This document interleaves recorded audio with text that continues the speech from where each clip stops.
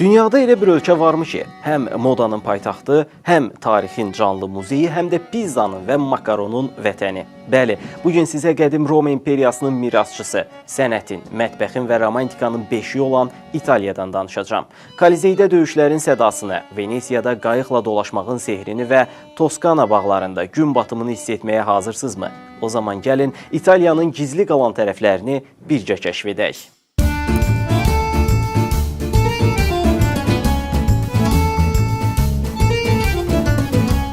Səyahət etməyi, yeni şəhərlərə getməyi, hətta yeni ölkələr kəşf etməyi xoşlayırsınızmı? Axı, hansımız dörd divar arasında qapalı bir həyat yaşamaq istəyirik? İnsan olaraq təbii ki, gəzmək, görmək, yemək, içmək və yeni yerlər kəşf etmək istəyirik. Bunu edərkən də inanılmaz bir zövq alır, yaşadığımız həyatdan həzz duyuruq. Elə isə sizə elə bir coğrafiyadan danışacağam ki, tarixin hər səhnəsində adı çəkilən, Qərb sivilizasiyasının beşiği sayılan, bənzərinə az rastlanan, mədəni və təbii zənginliyi ilə seçilən, romantizm qoxan möhtəşəm bir sivilizasiya. Bundan əlavə, damaq çatladan ləzzətlərə malik bir mətbəx mədəniyyəti, dünya miqyasında məşhurlaşan moda sənayesi, lüks avtomobilləri və nəfəs kəsən təbiət gözəllikləri ilə tez-tez adından bəhs etdirən möcüzəvi bir ölkədir. Əgər hələ ora getməmisinizsə, əminəm ki, bu videonu izləyərkən dərin bir iç çəkəcəyiniz qaçılmaz olacaq. Səyahətçilər yaxşı bilirlər ki, bir ölkəni tanımağın ilk addımı onun tarixinə nəzər salmaqdır. Buradan çıxış edərək İtaliya necə formalaşdı sualını verdikdə şübhəsiz ki, bir çoxumuzun ağlına Roma imperiyası gəlir. Lakin tarixçilərə görə İtaliya tarixi heç də Romalılardan başlamayıb və qədim dövrlərə gedib çıxır. Belə ki, Romalılardan əvvəl Avropa və Asiyadan gəlmiş müxtəlif tayfalar İtaliyada yaşamış. Yuli Sezarın hakimiyyəti dövründə isə Roma imperiyası bu coğrafiyanı nəzarətə götürmüşdür. Roma imperiyasının iki yerə bölünməsi və sonra tamamilə süqut etməsi ilə İtaliya xırda krallıqlara parçalanıb. Avropa mədəniyyət tarixində dönüş nöqtəsi olan intibah dövrünə ev sahibliyi edib və işıqlı gələcəyə doğru çoxlu sayda alimlər yetişdirmişdir. Həm intibah, həm islahatlar, həm də Avropada baş verən millətçilik hərəkatlarında öncül rola sahib olan coğrafiya. Sonda 1948-ci ildə respublika quruluşuna keçid edərək müasir və cazibədar bir ölkəyə çevrilib.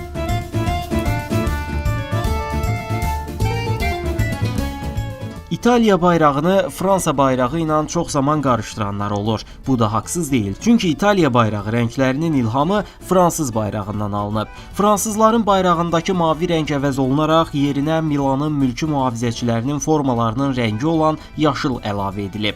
Bayraqdakı rənglərə isə müəyyən mənalar verilib. Belə ki, yaşıl rəng ümidi, ağ inancı, qırmızı isə İtaliyanın müstəqilliyi uğrunda axıdılan qanlarını təmsil edir. İtaliya ölkə olaraq 20 fərqli bölgəyə bölünür və paytaxtı təxmin etdiyiniz kimi tarix qoxan Roma şəhəridir. Əhalisinin təxminən 60 milyon nəfər olduğu düşünülür və əsas danışıq dili İtalyancadır. Bir çox insana görə İtalyanca dünyanın ən romantik və gözəl dillərindən biridir. Bundan əlavə, ölkə Avropa bölgəsində yerləşdiyindən ödəniş vahidi kimi avrodan istifadə olunur. Digər tərəfdən, Cənubi Avropada yerləşən bir yarımada olan İtaliya, İsveçrə, Fransa, Sloveniya və Avstriya ilə sərhəddir. Bununla yanaşı, müstəqil iki Avropa dövləti olan Vatikan və San Marino da İtaliyanın daxilində yerləşir. Vatikandan da başa düşmək olar ki, İtaliyada ən yaygın din Xristianlığın katolik məzhəbidir. İtalyanlar yüksək doğum səviyyəsi və az ölüm halları ilə seçilirlər. Buna əsasən orta insan ömrünün 80 il olduğu qeyd olunur. Bunun əsas səbəbi isə insanların zeytun yağı, yağsız ət, balıq və bol meyvə ilə qidalanması, yüksək gəlirlə stressiz həyat sürməsidir. İtaliyanı populyar və cəlbedici edən amillər əlbəttə təkcə bunlarla məhdudlaşmır. Bu ölkə mətbəxi, dünyaca məşhur markalar və memarlığı ilə ön plana çıxır. İtalyanca pasta kimi tanınan makaronlar İtaliya mətbəxinin ən zəngin kateqoriyalarından biridir.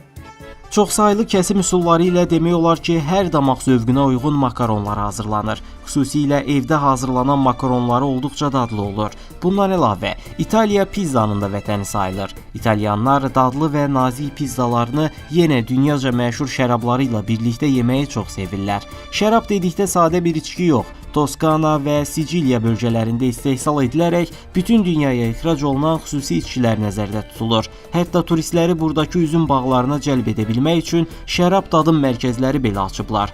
Digər tərəfdən moda və avtomobil sənayesində də zirvədə olan italyanlar Ferrari, Maserati, Lamborghini, Bulgari, Prada, Gucci kimi yüzlərlə markaları ilə insanların gözünü qamaşdırırlar. Bu markaların ölkəmizdə belə nə qədər böyük bir fanat kütləsi olduğunu deməyə ehtiyac yoxdur deyə düşünürəm.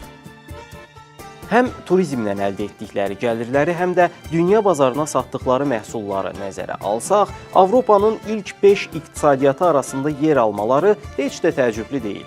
Turizmə gəlincə isə İtaliyadakı Aşiqlər bulağı turistlərin ilk baş çəkdiyi yerlərdən biridir. İnsanlar bu çeşməyə pul ataraq pis talidən uzaqlaşmaq və Romaya bir daha gələ bilməyi ümid edirlər.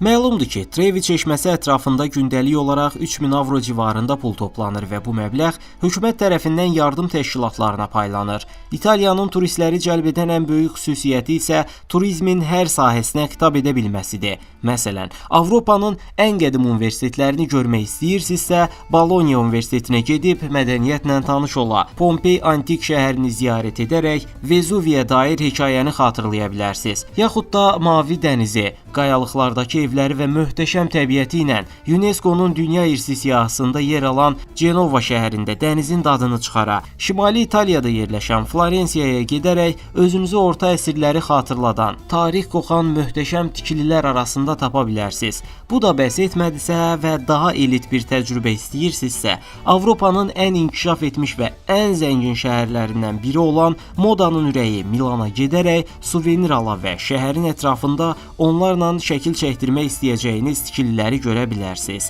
Əlbəttə, İtaliyaya gedəcəksinizsə, dünyaca məşhur Pizza qülləsinə mütləq baş çəkin. Çünki Pizza qülləsi və Roma Koliseyi kimi yerlər insanlıq tarixinin ölçüyə gəlməz dəyərlərindəndir. Təbii ki, nağılvari gözəllikdə olan Venesiya şəhərindən də bəhs etməmək olmaz. Keçmişdə incəsənətin və ticarətin mərkəzi olan bu şəhər hər il İtaliyaya milyonlarla turist cəlb edir.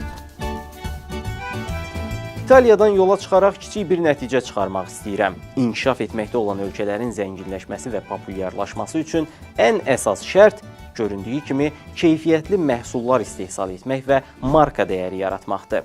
Beləcə, bir çox ölkə dünyaya açıla və istehsal etdiyi məhsulu istədiyi qiymətə sata bilər. Turizmə gəldikdə isə demək olar ki, hər ölkənin müəyyən bir tarixi keçmişi, bənzərsiz memarlığı və ya ilham verici təbiəti mövcuddur. Amma əsas məsələ bu dəyərləri dünyaya nə qədər yaxşı tanıtdığınız və hansı səviyyədə bazara çıxara bilməyinizdir. Bundan əlavə, bir ölkə xaricə qarşı nə qədər cazibədar bir mühit yarada və nə qədər etibar təlqin edə bilir. Məncə əsas məsələ budur. Əlindəki tarixi dəyərləri, gözəl çimərlikləri və dadlı mətbəxini yaxşı idarə edə bilməyən, istehsal etməyən və ölkəyə valyuta gətirə bilməyən ölkələr təəssüf ki, heç vaxt qibtə ediləcək bir ölkə ola bilməyəcəklər. Belə ölkələr daima xaricdən asılı qalır və pullarının dəyəri azalır. Bu da alıcılıq qabiliyyətini azaldır və xalqın yoxsullaşmasına səbəb olur. Sonra isə İtaliya kimi işini düzgün görən ölkələr tərəfindən daim istismar olunurlar. Nəticə etibarilə istehsal etməmək ölkə daxilində bir mövcudluq problemi yaradır və tam müstəqil dövlət fikri bir xəyal olaraq qalır. Bu səbəbdən coğrafiya taledir sözünü iqtisadi baxımdan doğru hesab etmirəm. Əmək sərf etmədən, yorulmadan və istehsal etmədən rahat yaşamağın yollarını vərdişə çevirən millətlər əvvəlcə ləyaqətlərini, sonra azadlıqlarını, daha sonra isə gələcəklərini itirməyə məhkumdular. Bütün bu gözəllikləri isə gedib yerində görməyə mütləq dəyər. Bəs necə gedə bilərik? Şərtlər və xərclər nədən ibarətdir deyə soruşsaz? Azərbaycandan İtaliyaya getmək üçün Şengen vizası tələb olunur və bu viza adətən 90 günədək qalmaq üçün verilir. Vizaya müraciət etmək üçün İtaliya səfirliyinə sənədlər təqdim olunmalı və randevu götürülməlidir. Bakıdan Romaya və ya Milana birbaşa və ya tranzit uçuşlarla getmək mümkündür. Bilet qiymətləri mövsümə görə dəyişsə də, orta hesabla 300-600 avro arasıdır. Səyahət üçün pasportun etibarlılığı, viza, sığorta və otel tur rezervasiyası vacib şərtlərdəndir. Belə, video haqqında fikirlərinizi və məndən hansı ölkələrdən danışmağımı istədiyinizi şərh bölməsində paylaşmağı unutmayın. Dünyanı birlikdə kəşf edəcəyik. Bu səbəbdən yeni videolarımı qaçırmamaq üçün kanalıma abunə olun. Növbəti videoda görüşənədək sağ olun.